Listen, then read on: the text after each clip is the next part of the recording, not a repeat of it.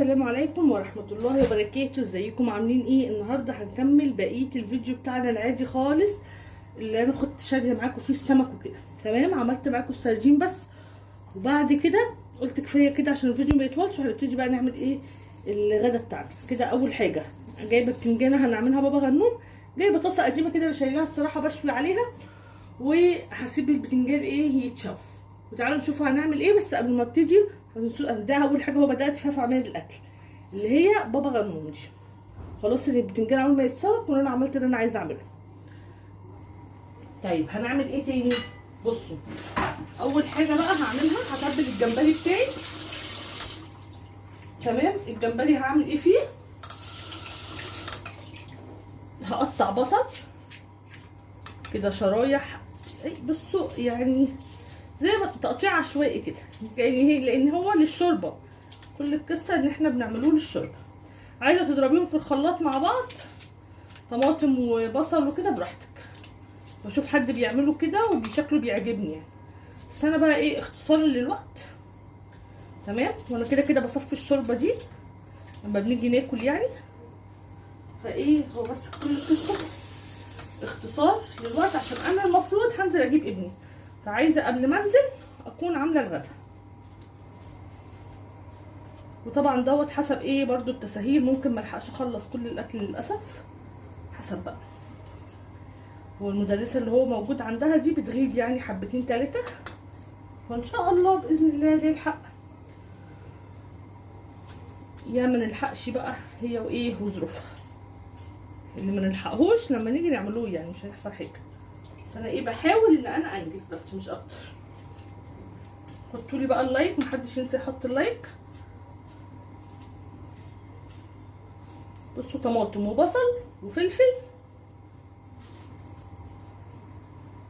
انا شلت بقى الطماطم اللي انا وريتها لكم في الفيديو اللي فات، وخدت الطماطم ايه القديمه اللي عندي في التلاجة. ما ينفعش استخدم الجديده واسيب القديمه، لا اخلص القديمه عشان ما تبص معايا.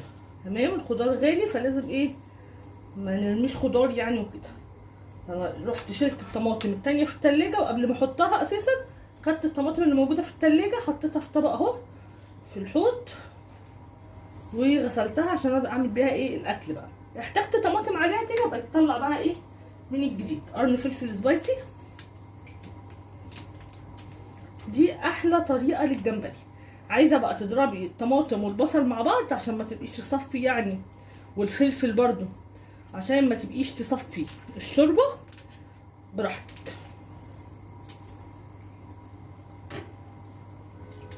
ليمونه،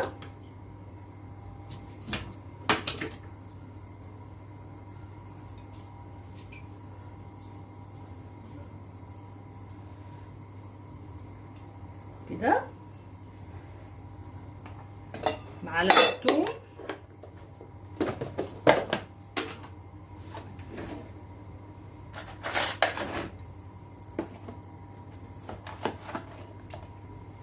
تمام، معلقه هريس الشطه، حبه زيت. كده الجمبري خلص معايا ازاي؟ انا هشوحها على النار تشويحه. تمام، وبعد كده هزود له ميه.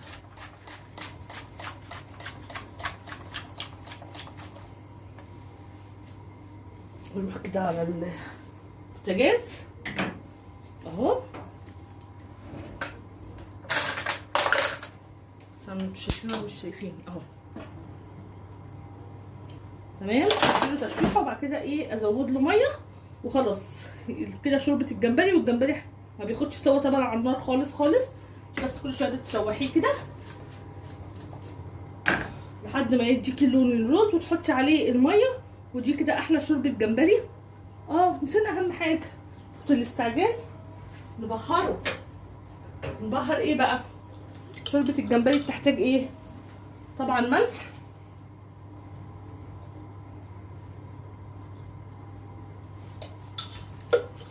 معلقتين كده ملح صغنطشين خالص، كمون، كزبره. مش محتاجه احط شطه لان انا حاطه هريسه وحاطه هيبقى حراق قوي يعني. حبه كمون، لان اي سمك بيحب الكمون كده. ما بنحطش فلفل اسمر على السمك، وحبه كزبره.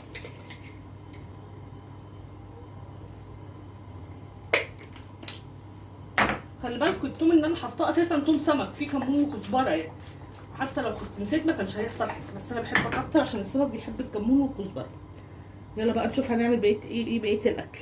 بصوا بقى دول ايه، علبتين التوم اللي الراجل عطاهم لي للكبده. تمام، انا هحط توم اهو، بس قلت ايه دول عشان يعني ايه، انا بحب احط للكبده توم انا اللي عاملاه يعني. هنحط كده التوم بتاعنا بدل ايه ما اشيلهم في التلاجة. ونحط ايه برضو معلقه هريسه كده عشان نتبل ايه السمك البولتش بقى بتاعنا. معلقه حلوه كده بقى هريسه. ناخدوا حته من التوم دي برضو عشان ايه، بحب التوم احشيه يبقى حلو يعني. نحط كزبره،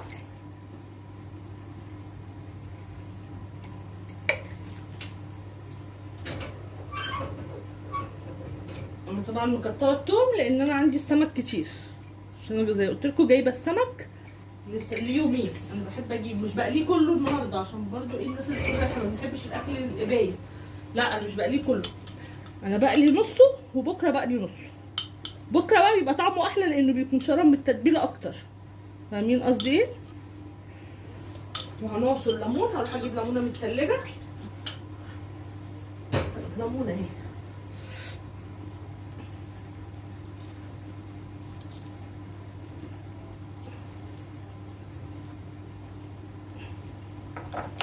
بس كده، ونشطف السمك بتاعنا. افتكروا اللي احنا كنت مملحاه اهو، رش عليه ملح وركناه. ده كنت رش عليه ملح وركناه. هشطفه من الملح وهبتدي بقى ايه احشيه بالخلطه بتاعتي الجميله دي. بس طبعا نقلبها كويس. بصوا بقى شطفت السمك وشققته اهو كده زي ما انتم شايفين، وابتدي بقى ايه احشي. انا بحب السمك يكون متملح حلو، مش اللي هو ايه لحسه كده في البطن والكلام ده. ما تكتريش التوم، بس كتري الحباش ذات نفسه عشان يبقى معاكي طعمه حلو. يعني الصراحه ده هو اللي بيديله طعم حلو يعني. انما لما بتعمليه كده ما بتتبلهوش حلو، بيبقى عادي كده، والسمك لو عادي ملوش اي لازمه وملوش اي طعم اساسا.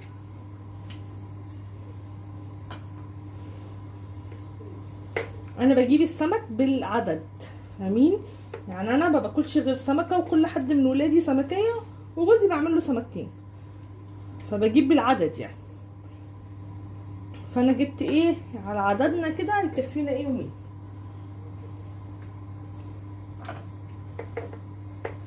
انا ما بقدرش ابدا ابدا اكل اكتر من سمكيه.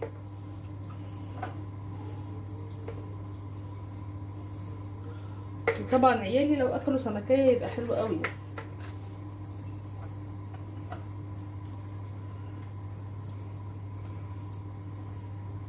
بصوا دخلوا كده الحشو كده.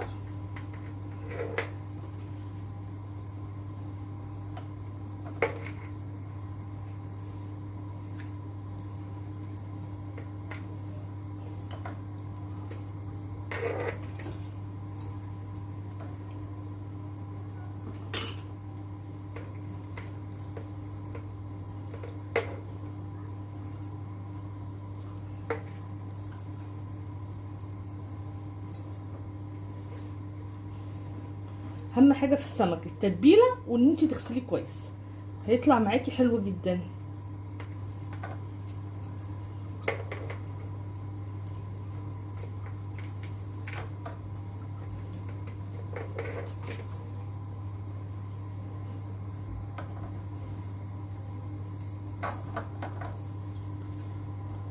طبعا تخيلوا بقى السمك ده يبات في التتبيله. يعني انا هقلي بتاع النهارده وبتاع بكره هغطي العلبه دي هغطها يعني، وهحطه في التلاجة واقليه بقى بكره. تخيلوا هيبقى طعمه عامل ازاي.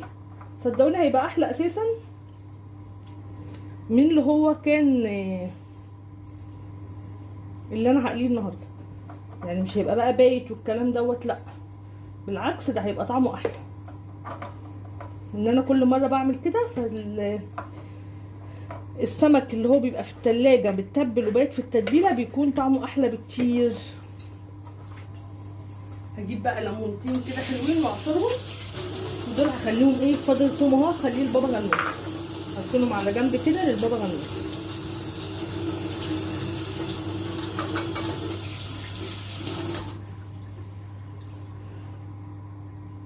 جبت بقى ليمون، واعصري بقى ليمون، السمك بيحب الليمون فاعصري.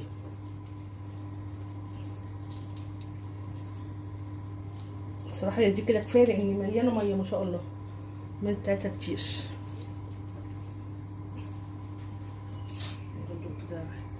تانية انا برضو حاطه في الحشو ليمون.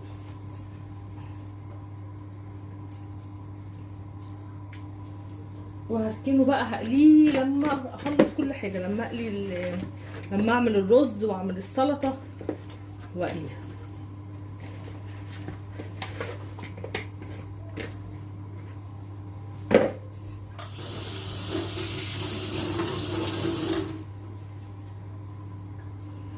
بصوا هنا بقى هنعمل الرز الصياديه مع بعض. احنا في السمك عندنا في اسكندريه لازم معاه رز صياديه.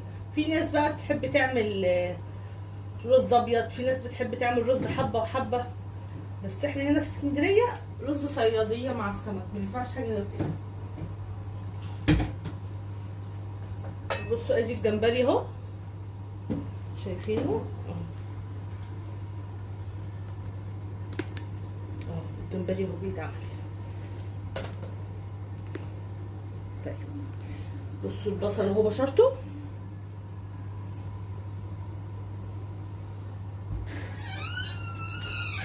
وهنزل بالبصل. وفي تكايه بقى جربتها المره اللي فاتت في الرز ده، ان انتي في الاخر حطي معلقه سكر تكرمل، بتدي لون رهيب للسمك، اللون البني قوي قوي بتاع السمك ده. بصوا احنا هنسيب بقى البصله تتحمر خالص خالص خالص، يعني سيبوها شبه اللي هي تتحرق يعني، بس هي مش هتتحرق، بس اللي هي تتحمر خالص. حطوا عليها معلقه كمون بس، وهسيبها بقى ايه تتحمر براحتها. اروح انا افضي الرز عشان ايه اغسله. بصوا البصل خلاص دخل على التحمير، احط معلقه سكر. السكر ده بقى لما بيكرمل مع البصل مش قادره اوصف لكم على اللون. طبعا دي خطوه اضافيه مش حباها براحتك خالص، طبعا مش هتحطي ملح فالرز مش هيبقى مسكر يعني، بس بيكرمل قوي البصل، ما بيخليش في داعي تحمري البصله زياده عن اللزوم. بصوا البصله اهي اتحمرت حلوه قوي، نازله ايه بقى بالميه. بحب انزل بالميه الاول عشان البصله تستوي في الميه، فاهمين قصدي ايه؟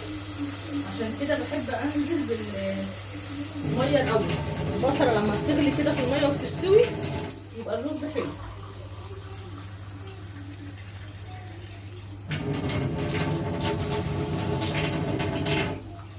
انا طبعا عامله رز يكفيني يومين برضه، يعني بكره بقى مش هعمل رز، مش هقف ودوب بكره اقلي ايه حبه سمك وخلاص.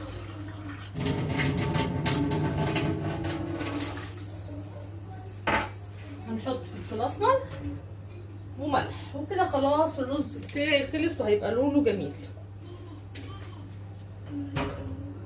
حد يقول لي فضي فلفل الاسمر من العلبه دي، والله العظيم من ساعه ما جبته وانا سايباه في العلبه دي مش عارفه ليه. فلفل اسمر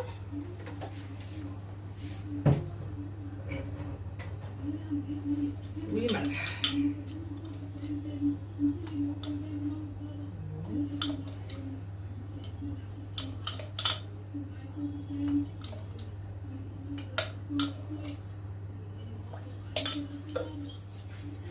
طبعا عارفه معيار المعلقه دي، ما بقتش الاقي الملح اللي انا كنت بجيبه ده، ما بقتش الاقيه خلاص.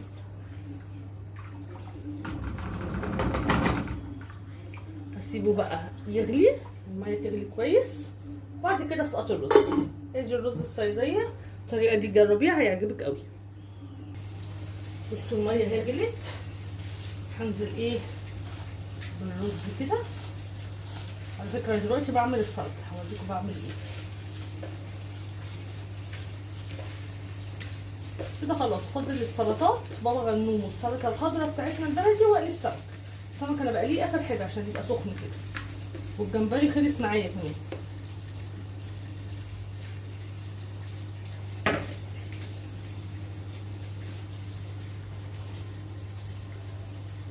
بصوا بقى لون الرز هتشوفوه في الاخر تحفه، بسبب معلقه السكر اللي احنا حاطينها. ولو خايفه يبقى مسكر معاكي كتري الملح، يعني عادي جدا، بس هو ما بيكونش مسكر ولا حاجه. ممكن تبشري طماطم وتحطيها، بس انا المره دي حبيت اعمله ايه من غير طماطم. معظم الوقت انا ببشر له طماطم يعني. بس كده. تعالوا بقى هنا اوريكم انا بعمل ايه. بصوا انا هو بشرت جزر، بعمل السلطه. بشرت جزر، بجيب بنجرايه بس من غير ما ايه العيال تعرف. خلي بالكم مفيد جدا جدا جدا، طبعا لو عيلة عارفه ان انا حاطه مش هياكلوا السلطه. بقول لهم بضحك عليهم واقول لهم الطماطم محمره حبتين 3 كنا عند ماما وماما كانت عاملاها، وقلت لهم كده.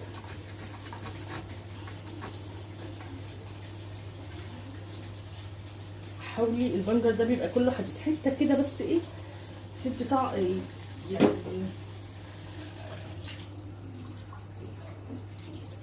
تديهم حديد يعني، لانه مغذي جدا جدا.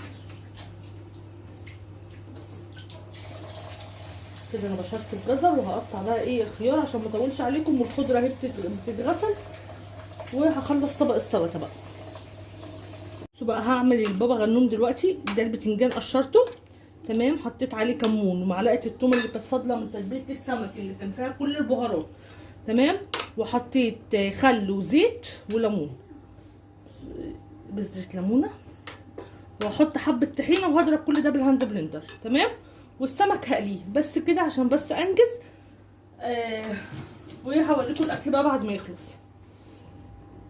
كده خلاص خلصت اكلتنا النهارده زي ما انتم شايفين. ادي طبق السلطه بقى اللي فيه كل حاجه، بصوا الوانه جميله ازاي. وادي الرز، شايفين لون الرز؟ صدقوني الكاميرا ظلماه. وادي شوربه الجمبري، وادي بابا غنوم، وادي الجمبري، وادي السمك. بصوا السمك انا مش هلاقيه ازاي، فالتتبيله دخلت جواه طبعا بيبقى حلو جدا وبيستوي حلو كمان، بخصوصا لو حجمه كبير. بس كده، ده كده كان غدانا النهارده. ما تنسوش بقى تحطوا اللايك وتعملوا شير وتعملوا سبسكرايب، واقول لكم السلام عليكم ورحمه الله وبركاته.